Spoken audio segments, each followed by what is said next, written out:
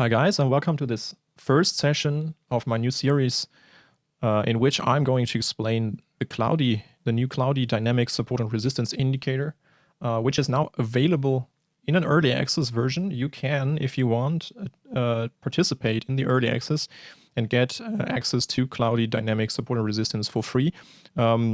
This will last for maybe a few weeks. I'm not certain yet, but I think, yeah, I will let it run until I think the final version is ready to be published. So what I'm going to do here is to give you some basic knowledge to understand what Cloudy is doing and how to trade it, how to read it, how to set it up, basically all kinds of instructions and TA knowledge that is required in order to trade with Cloudy Dynamic Support and Resistance. This will be split into multiple videos. This is the first one, and in this one I'm going to tell you a little bit more about dynamic support and resistance. But I'll probably make a deep dive session on that because it's a very complex topic and you can't read much about it anywhere else, basically, simply because this is a topic that is not covered much, and I've been doing scientific research on this, so many things I'm going to tell you here are pretty unique and you won't hear them anywhere else. So this is the reason why I'm going to take my time explaining all this stuff, and it will probably take a few weeks maybe for me to produce all this content. However, I think it will be worth it, especially considering that Cloudy is a very powerful indicator that can really help you improve your strategies. So, yeah, to start, I want to talk about dynamic support and resistance. If you're familiar with basic technical analysis, you already know what static support and resistance is. If not, I suggest you have a look at a tutorial on that, some basic course that explains what is support and resistance. I do have a free VOD available on Twitch right now. You can also access this through a link on Discord. So feel free to join and watch my session on support and resistance, which is directed, which targets beginners. So it's actually probably a good starting point, and it also explains the difference between static and dynamic support and resistance a little bit. But if you already know what support and resistance is, how it works, you're good to go, because we are upgrading this knowledge. Static support and resistance, for example, let me show you, is a level. And this level, let me get rid of Cloudy and the title. So a level is a specific type of static support and resistance. For example, if I draw a level here, this is the swing low divider. As you can see, it acted as support and resistance, and it's an untested level. So price naturally comes back to this level at some point. It's possible to see a move to this level, and we expect price to find support on this level. So we don't know if this support holds or it won't hold. There are a lot of different factors that play into this. However, if we simply look at static support and resistance, this is one kind of support we can look at. We can also look at trend lines, for example. I'm going to draw a trend line like this one. It's connecting the ends or the lows here. And you can see it didn't act as support here, or it did actually, just difficult to see. You can see it acted as support, it held price up for a little while, then it dumped further down, and then it started acting as resistance. This is typical behavior of static support and resistance entities like these. Static means the entities don't change. As you can see, a trend line remains the same in all eternity. It just continues in all eternity with a very simple mathematic formula. A level does the same, even simpler, because it doesn't move on the y-axis. So it simply, yeah, it exists in all eternity. It goes sideways. So this is static. It doesn't move, it doesn't adapt, it's unchangeable. But you also have dynamic support and resistance, and these entities do have some very unique characteristics. For example, one of them is they are changing their shape, their position, their levels, their slope. All these attributes they are associated with are dynamic. They are changing along the way. With new data coming in, they change their appearance and also their meaning, how significant they are, how reliable they are. So they are like shape-shifting entities in the market. There are pros and cons to using static and dynamic support and resistance, of course. Using static support and resistance is much easier. And a lot of people are looking at static support and resistance entities because it's the first thing you learn in TA, so it makes sense. And it's also very powerful and reliable. And a lot of strategies are built around static support and resistance. The downside is that static support and resistance is losing reliability very fast. Because if you have an untested level, for example, let me show you this. This is an untested level up to this point where it gets tested.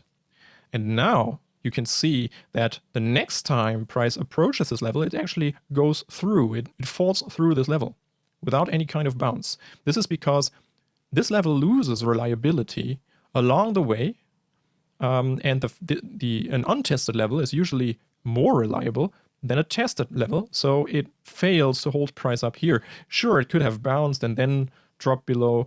There are multiple scenarios that could have played out here, but as you can see, this is something that you see very often in markets. The first test actually holds price up, we see a bounce, and then a drop further down.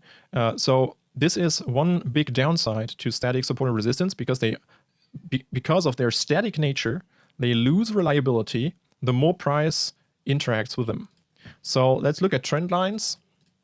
For example, if you look at a trend line on the daily chart, for example, like this one connecting the wicks over here, you can see that it's pretty reliable over here. You can see it is acting as resistance. The capitulation candle went right through, and then now price was in a battle to get back above, but it failed to do so. But the next time price potentially comes up here, it will be much easier for price to get above this point because it's already tested. So it applies, this logic applies to support and resistance of all kinds, and especially static support resistance. This is a big downside, contrary to the upside, to the advantages that come with the ease of use you have with these. So let me show you a third example for static support and resistance, just to make it perfectly clear.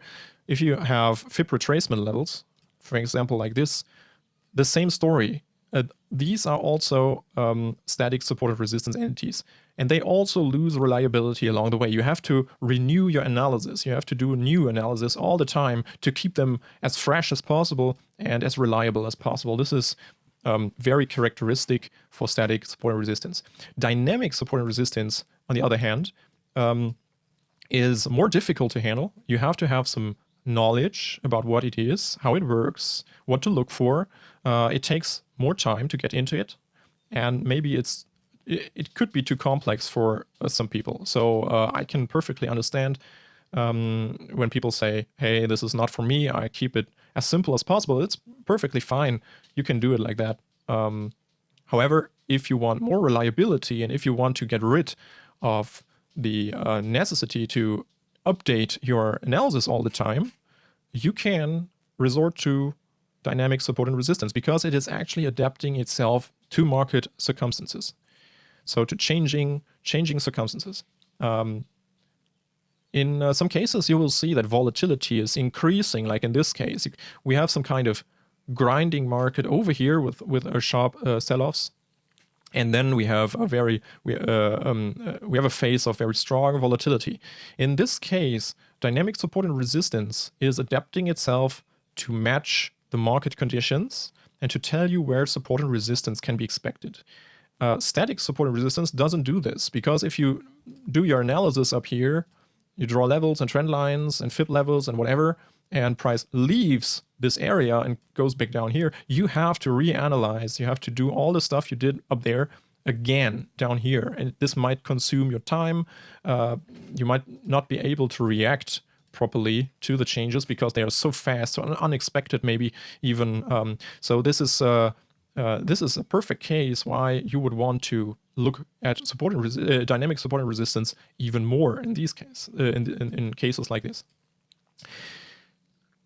Okay, this is the first takeaway. Very important, what the pros and cons are.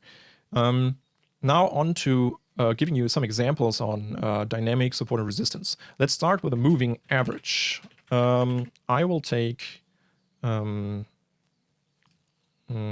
built-in moving average indicator, and I'm going to take the 50-day moving average here. So this is the 50-day moving average, and as you can see, it acted as support here at this pullback. It acted as support at this pullback. Then it got broken, acted as resistance here, and here this was a battle zone where price failed to confirm support on top, fell back below, and then initiated the major downtrend we could witness in the past weeks. So this is very similar to static support and resistance. If you draw a trend line up here, it looks very similar. But as you can see, compared to the trend line that moves up, this moving average is now turning down. It is adapting itself to price action. So price started to go down. Now the moving average is also going down because it is trying to, it is representing the average, and the average is, of course, plummeting as well with price. So this is a typical kind of dynamic support and resistance, because now this line keeps its this line keeps its relevance all the time because it's changing its level based on what price is doing.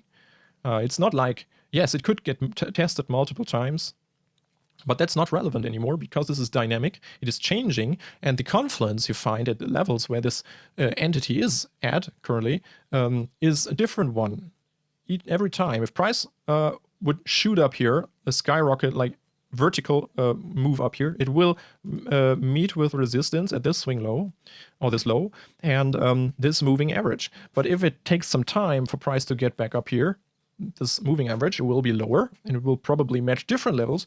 So there will be different confluence to it.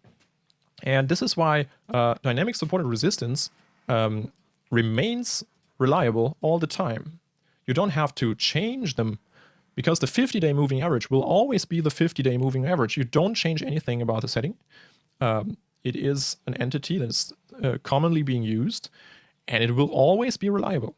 And this is what I explained earlier, the advantage that you don't have to adjust anything. You just have to have it on your chart, and you can watch it.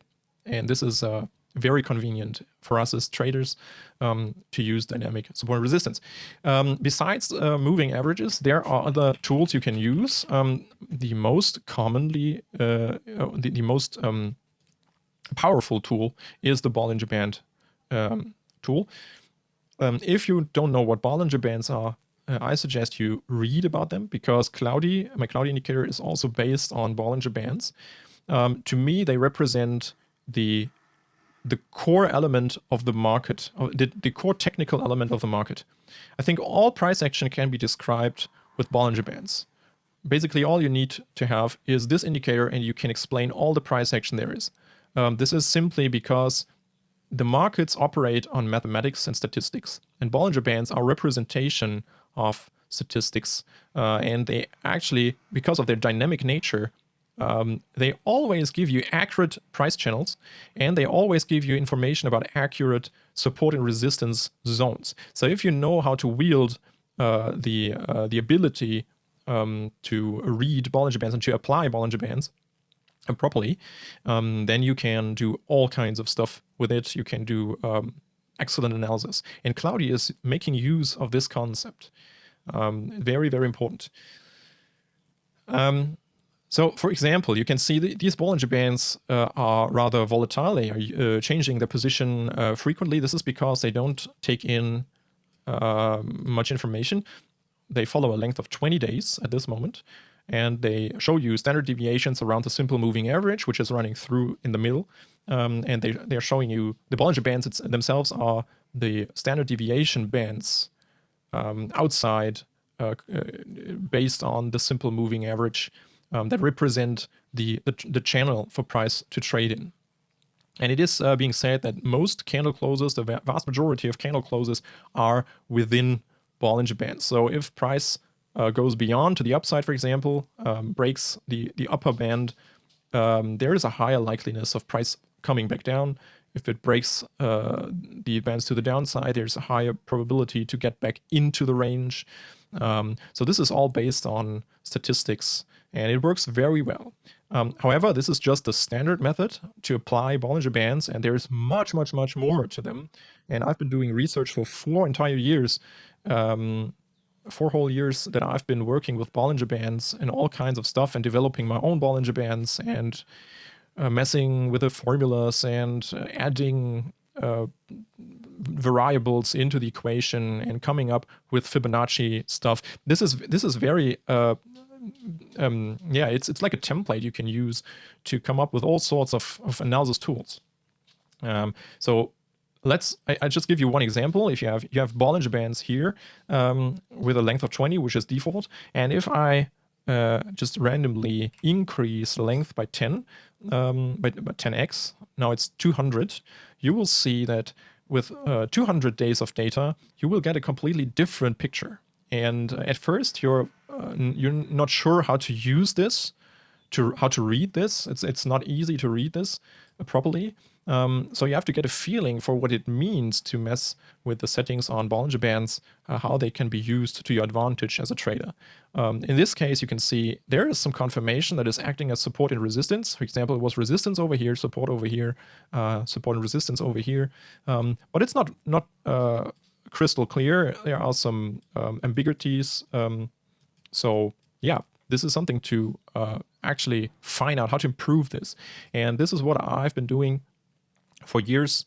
I first tried to do to enter different standard deviations based on Fib levels. For example, if I choose the Fib level 2618, now the bands are expanding further simply because the standard deviation is not 2 anymore, but 2.618.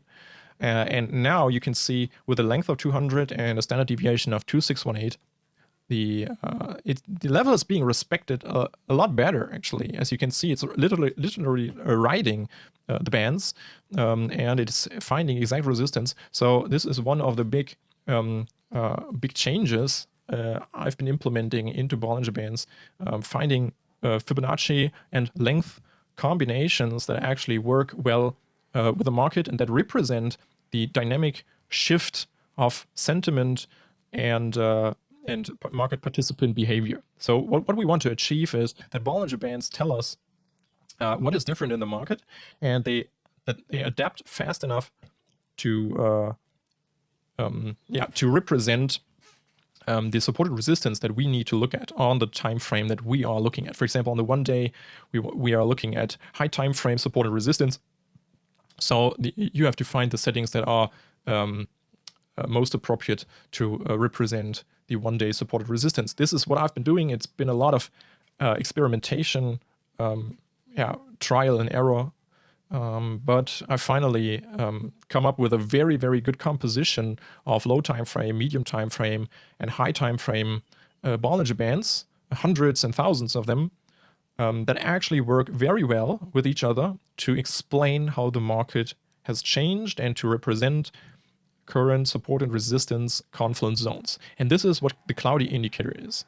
It is basically showing you where all these hundreds and thousands of Bollinger Bands have their confluence zones at the moment, based on the data, the parameters that I've come up with over the years.